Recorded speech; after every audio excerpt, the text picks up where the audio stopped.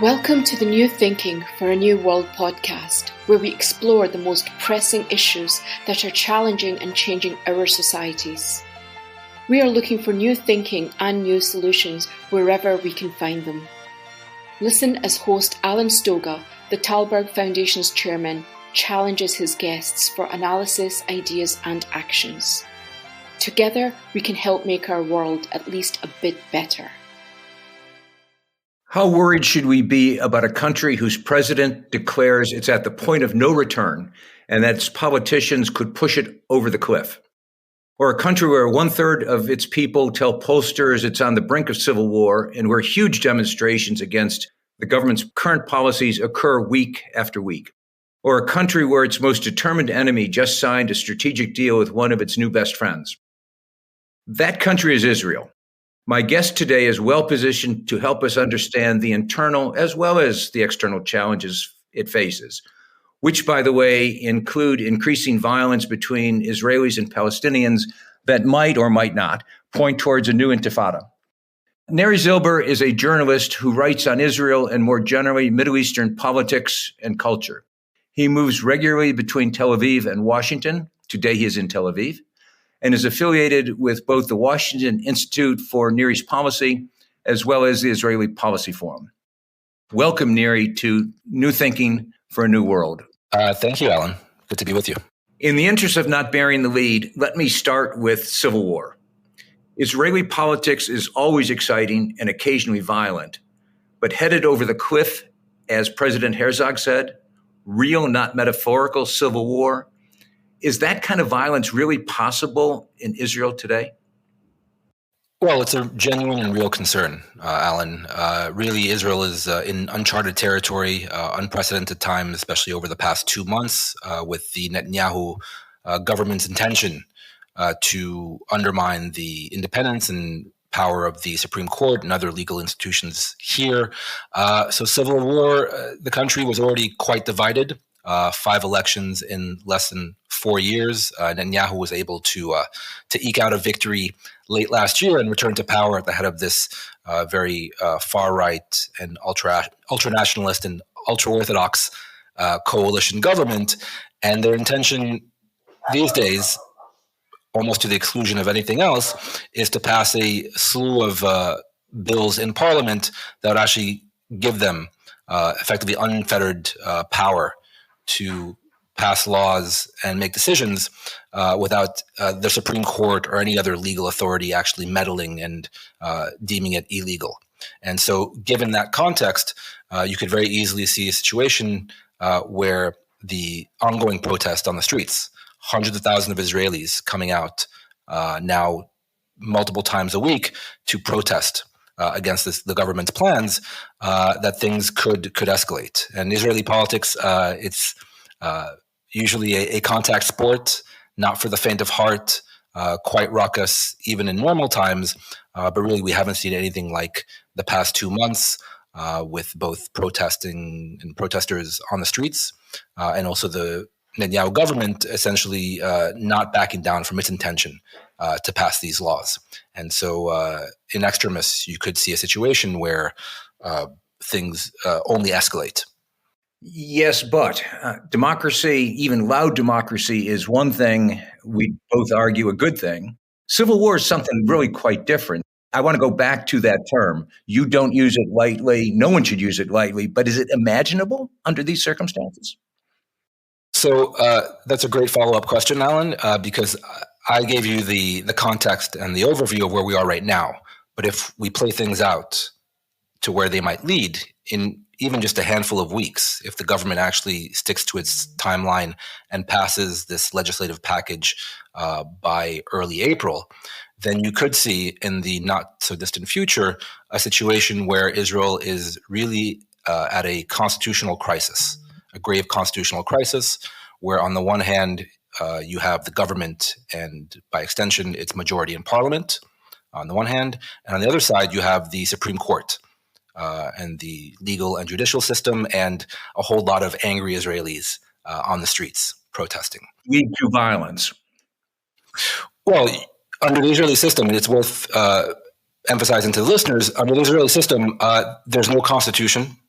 right? There's no upper house of parliament like the Senate in the US system. There's no president with veto power. The president here, President Herzog, that you mentioned, it's a symbolic or ceremonial position. And there's no federal system. There's no free state of Florida or a free state of California that can make any kinds of decisions it wants, irrespective of what the federal government wants. It's all one national political unit here.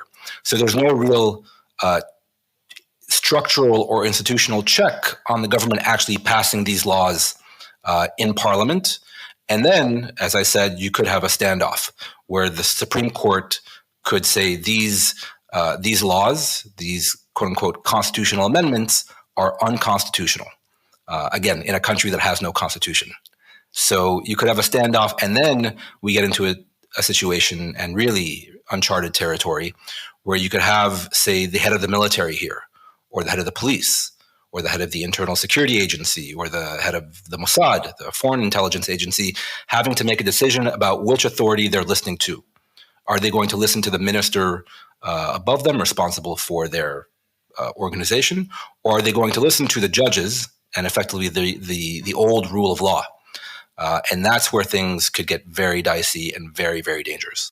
There are so many threads hanging out of this particular rug. I'm not sure which to pull on first, but let me try one indirectly that you didn't mention, which is Mohammed bin Zayed, the leader of the UAE, allegedly said recently, and I quote, "As long as we can't be certain that Prime Minister Benjamin Netanyahu has a government that he controls, we can't cooperate."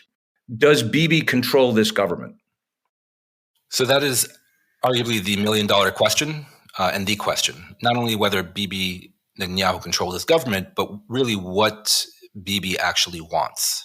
So in terms of him being reelected and returning to power in quite dramatic fashion at the end of last year, after Israel's fifth election in less than 4 years.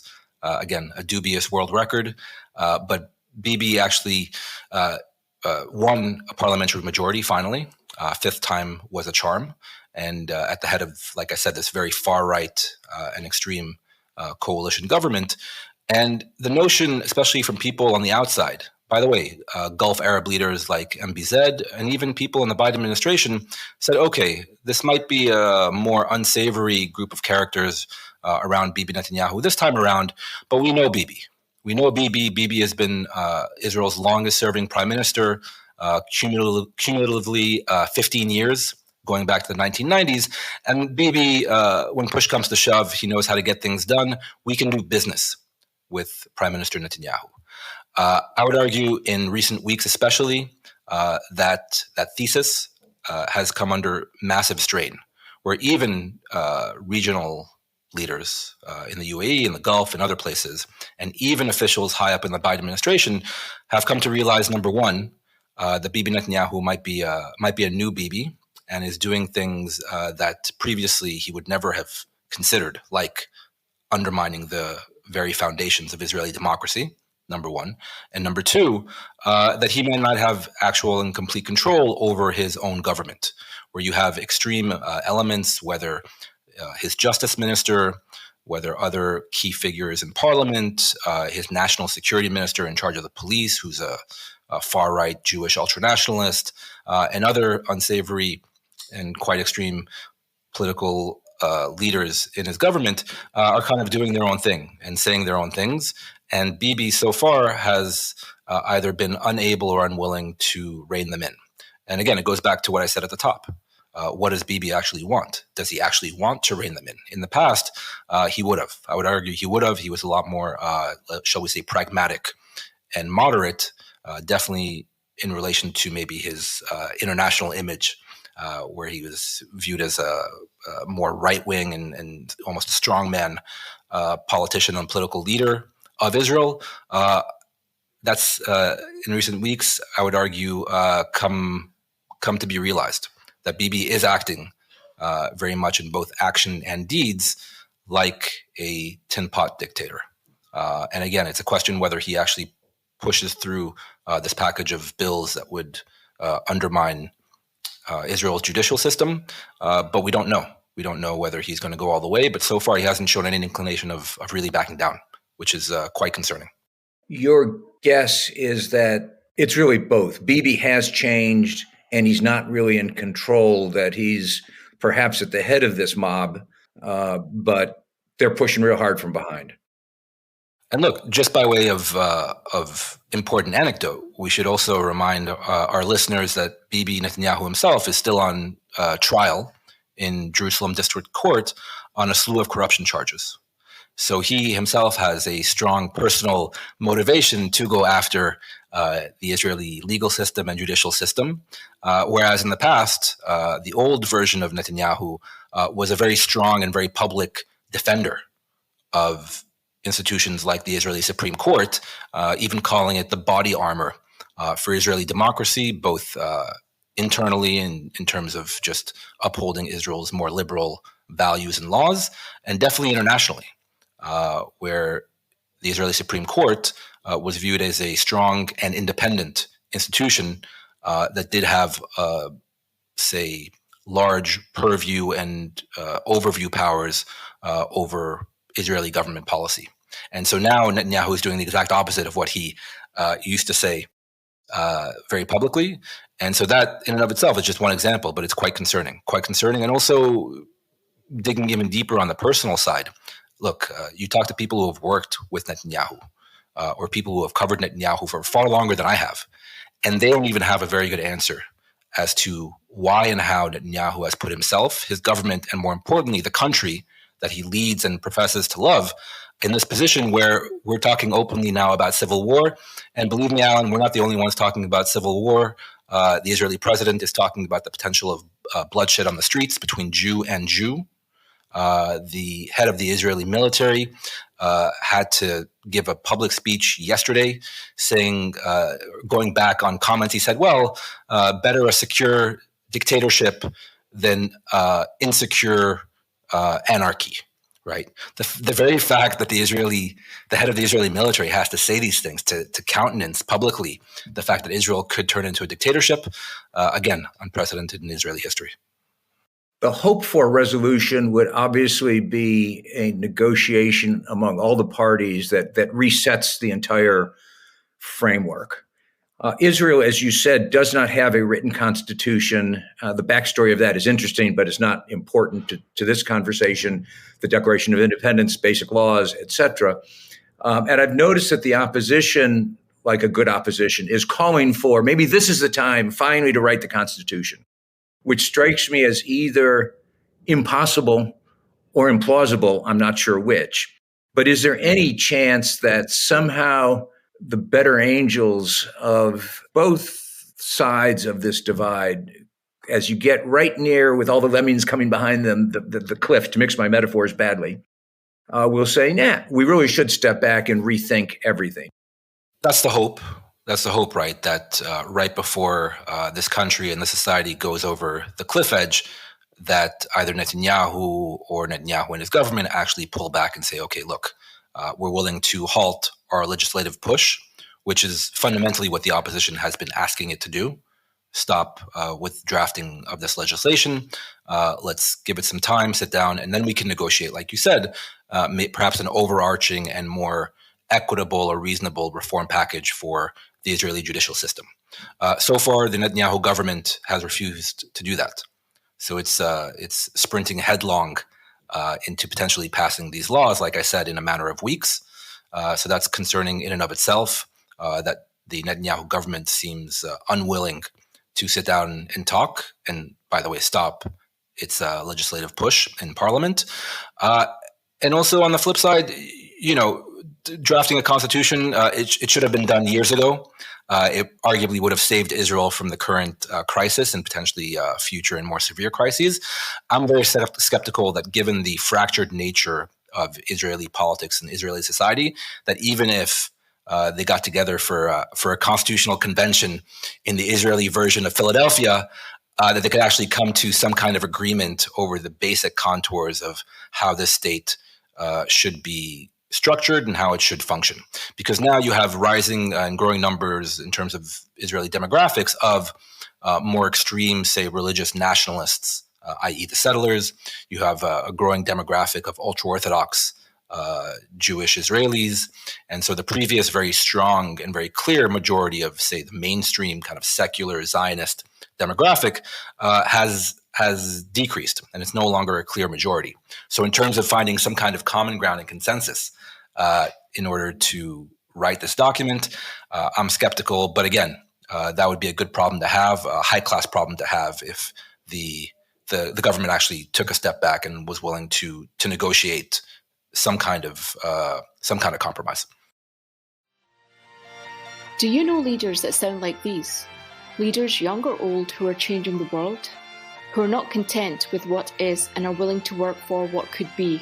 If so, nominate them for the Tallberg SNF Eliasson Global Leadership Prize at tallbergprize.org.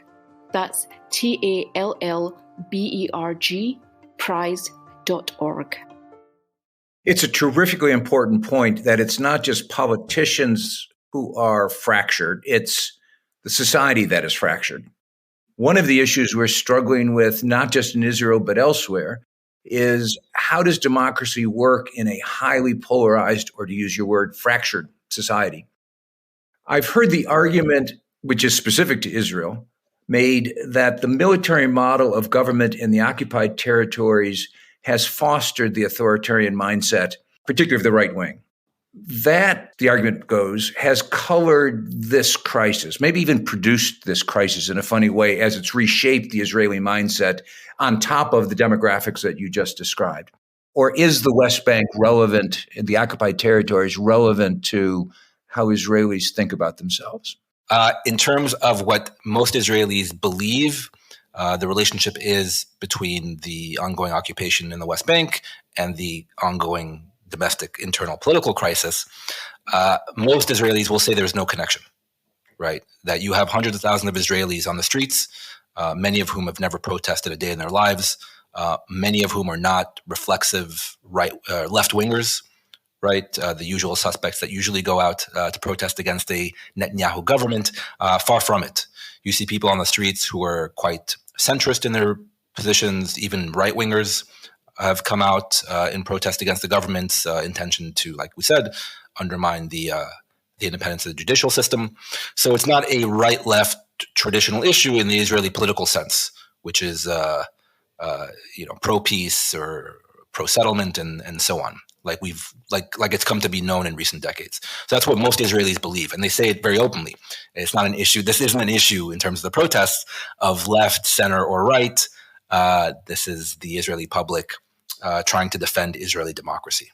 So that's the prevailing opinion and mood.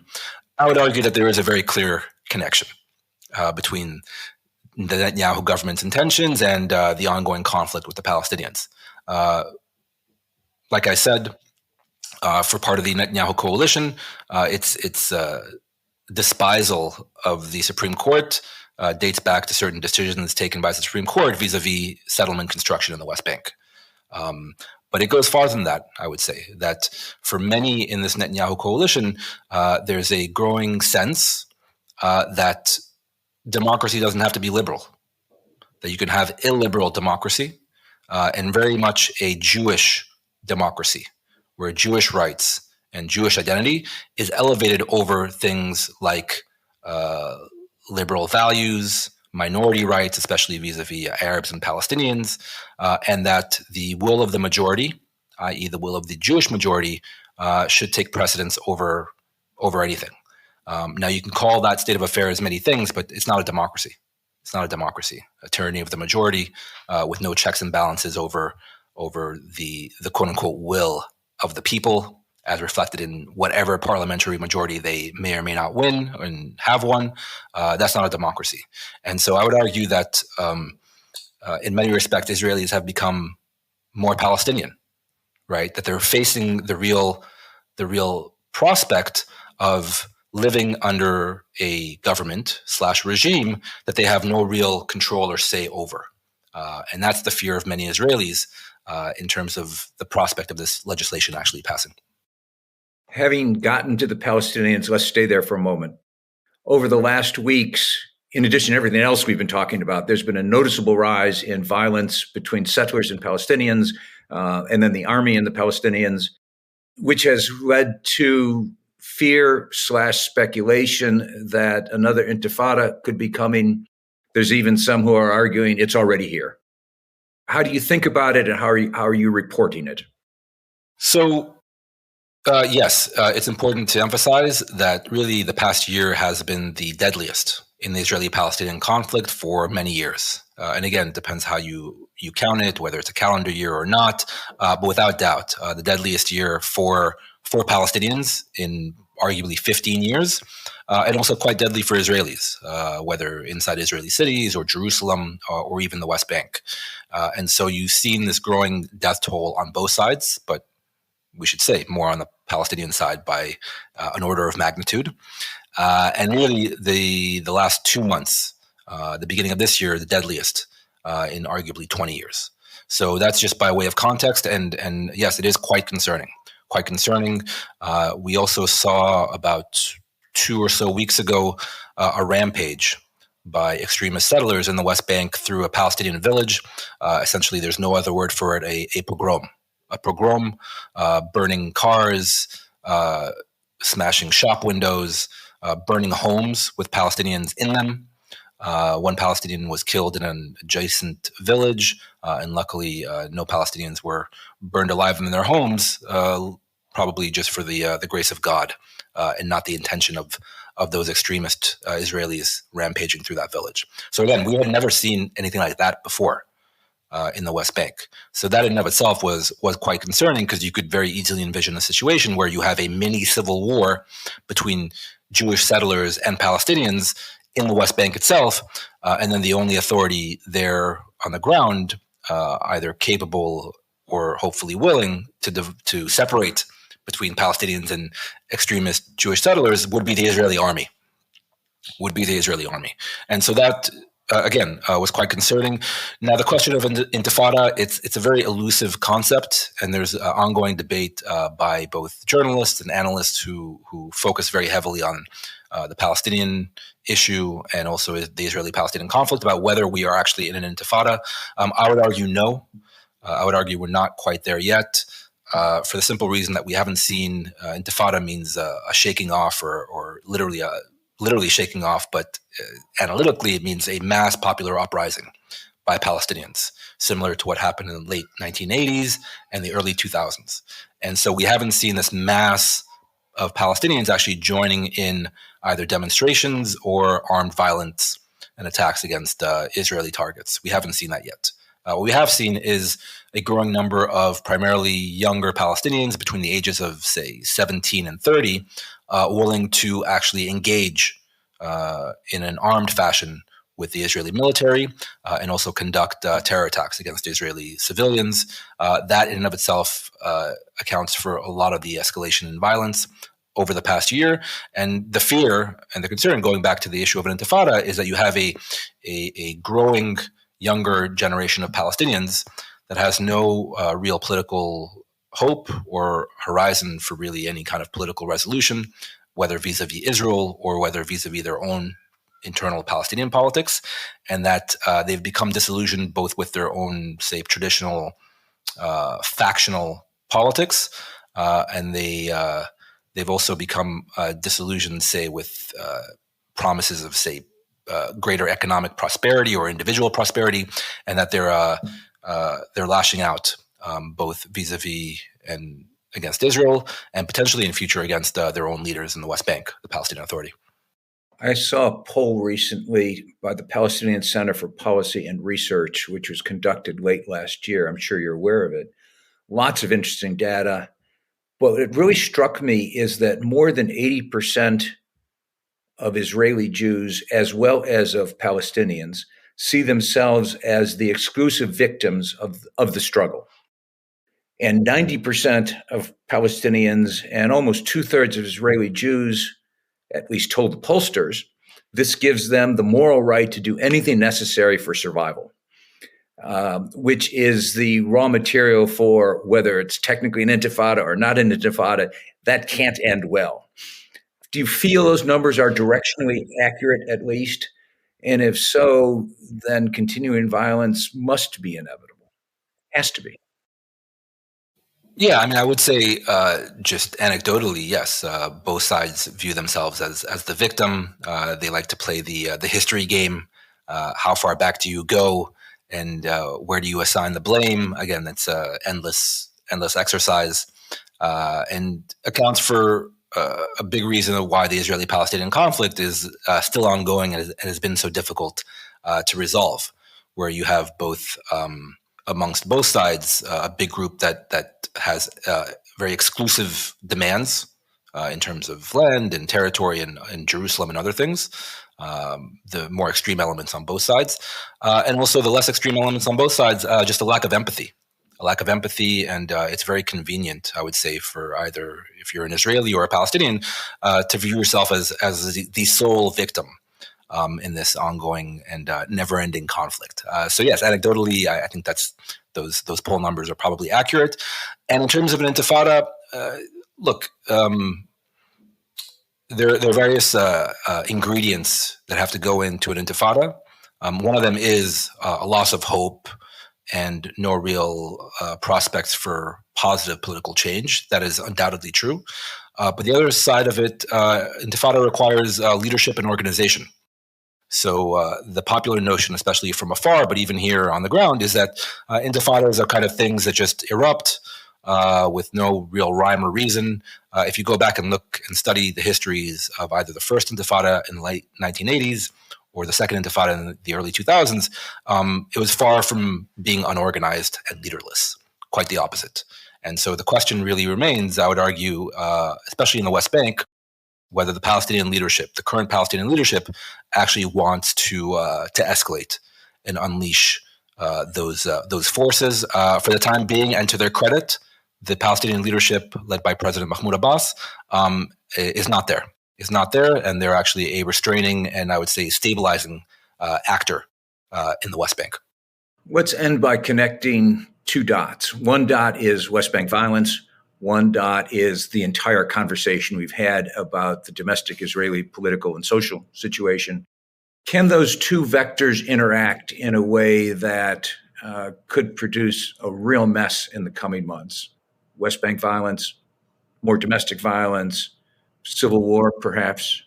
That's a witch's brew if I've ever seen a witch's brew. Yes, it's a huge concern, and I would say a not unrealistic concern. Alan, you can't know it from our recording conversation and the camera that's on right now, but the situation here in Israel is unlike anything anybody has ever seen. Right? There's a real sense this country is going off the rails, politically and socially, and also in allusion to the West Bank violence, potentially in terms of security affairs. And we have both Ramadan and Passover coming at the end of March and early April. Historically, a period of heightened tensions. And so there's real concern amongst Israeli security professionals and also amongst Palestinian officials that this could be a period of real violence and a real escalation. And that's that fear, I think, is well-founded. And you add to that now the domestic upheaval inside Israel. I'll just, by way of anecdote, last Thursday, the day started with a day of national resistance by the anti-government protesters, hundreds of thousands of Israelis on the streets, blocking roads, highways, and demonstrating against the government. You had the visit here of U.S. Defense Secretary Lloyd Austin, and Lloyd Austin flew in that Thursday morning into the airport outside Tel Aviv. He couldn't leave the airport. Because of the demonstrations. So he basically had to cut his visit quite short and meet with both Netanyahu and the Israeli Minister of Defense at the airport, right? Netanyahu, for his part, had to basically take a helicopter to the airport because he couldn't be sure he was going to get through because of all the protesters. They had a decoy helicopter to fool the protesters, right? This is the Israeli prime minister who can't even get to his own airport without some sleight of hand.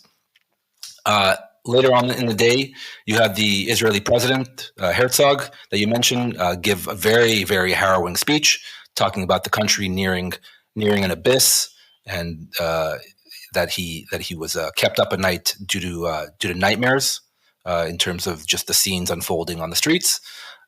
Later on that same evening, you had the far-right Minister of National Security in charge of the police fire the Tel Aviv district chief for not deploying more violence against anti-government protesters who were, on the whole, very, very peaceful in Tel Aviv. So you had the minister firing the police chief for Tel Aviv.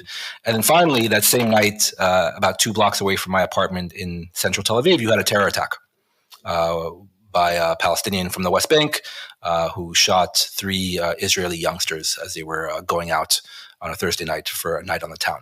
All of that in one day in Israel. Not a great recipe for either stability or anything of the sort. Neri Zilber, let's leave it there and agree that we'll come back and revisit this in a few weeks, if not months. Thank you for having me, Alan. Thank you for joining us. Please rate our show on Apple Podcast and subscribe. Meanwhile, you can find us on Facebook, Twitter, and Instagram. Or you can subscribe to our newsletter at tallbergfoundation.org to learn more about our work. That's TALLBERG foundation.org. Thank you, and we'll be back again next week for another episode of Tallberg's New Thinking for a New World.